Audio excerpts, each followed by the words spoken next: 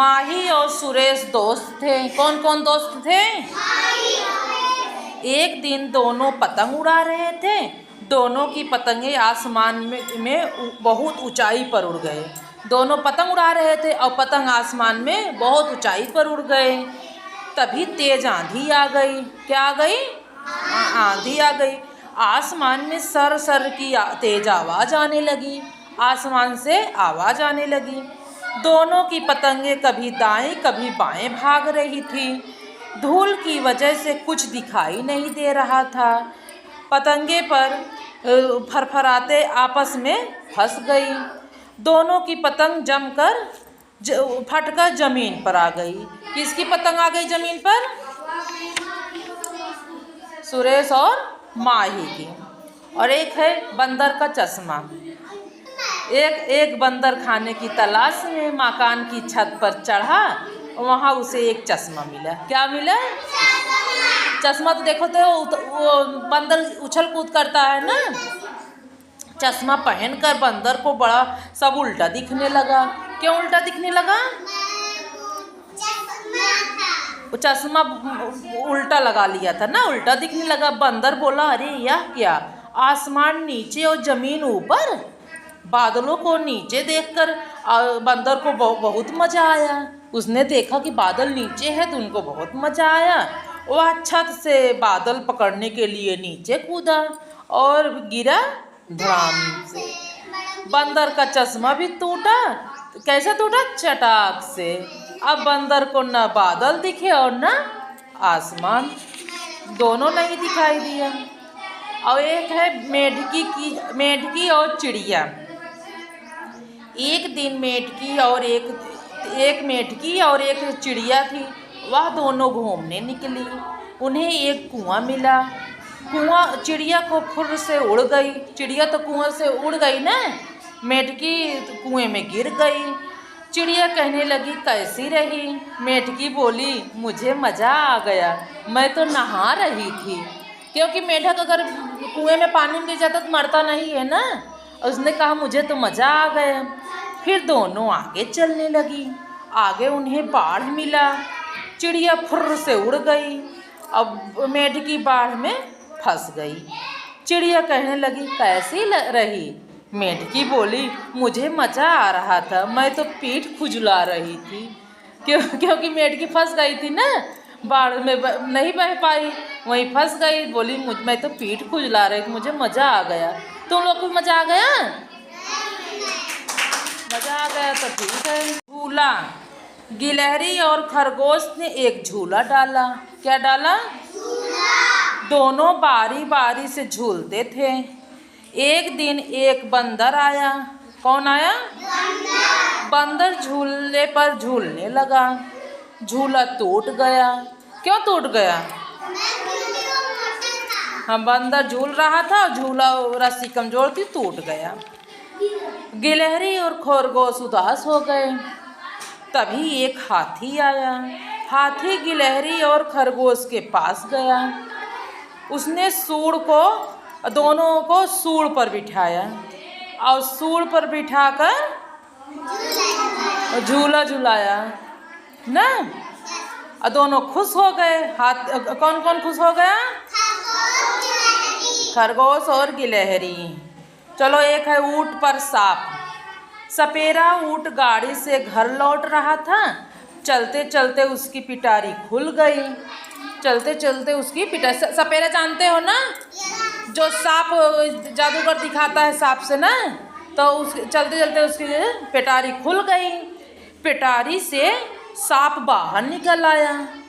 वो बैलगाड़ी से जा रहा था ना, और सांप बाहर निकल आया। वह ऊंट की पीठ पर जमकर बैठ गया। कहाँ सपेरा बैठ गया? ऊंट की पीठ पर बैठ गया। ऊंट घबरा कर भागने लगा।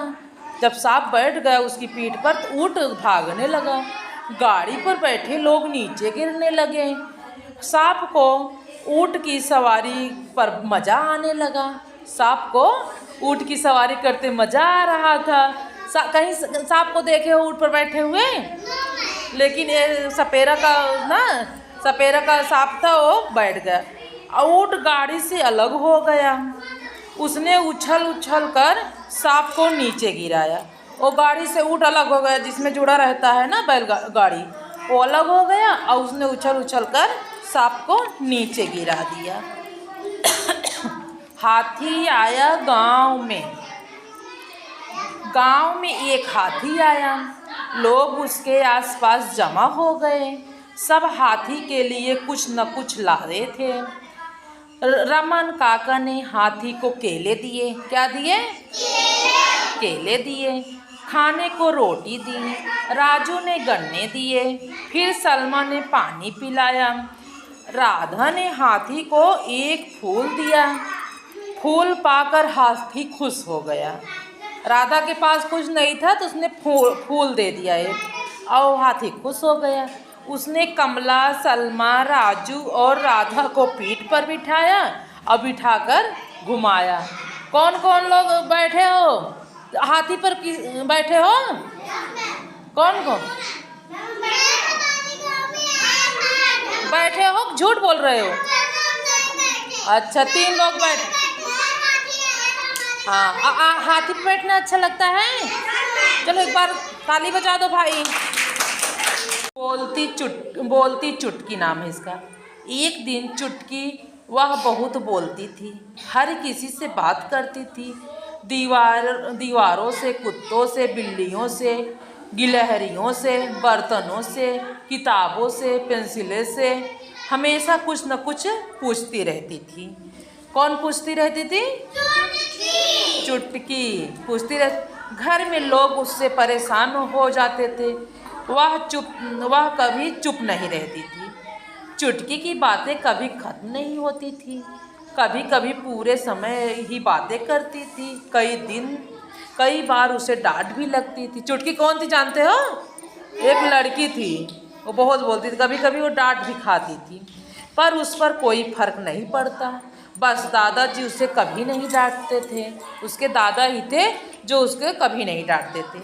एक बार दादाजी टीवी देख रहे थे। वहीं पर चुटकी टीवी से बातें करने लगी।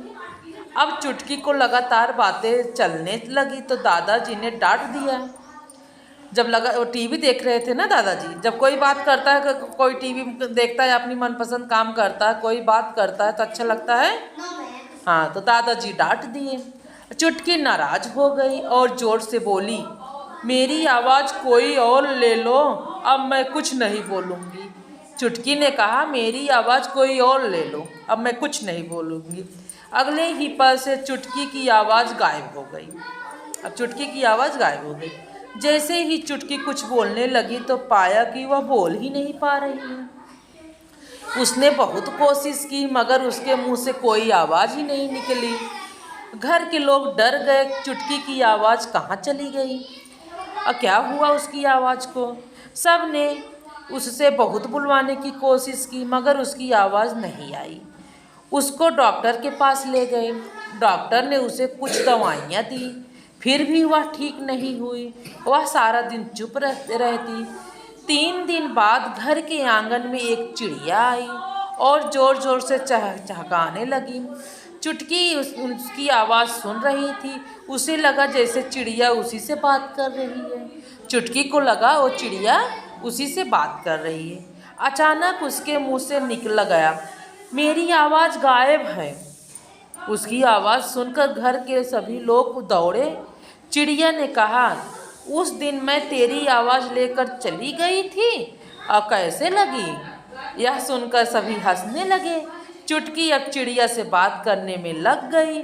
सब समझ चुके थे कि चुटकी रुकने वाली कहाँ है, क्योंकि चुटकी बहुत बोलती थी ना। अब सब समझ गए कि कौन अब रुकने वाली है। इसे चिड़िया से बात करने दो इसको। अच्छा लगा?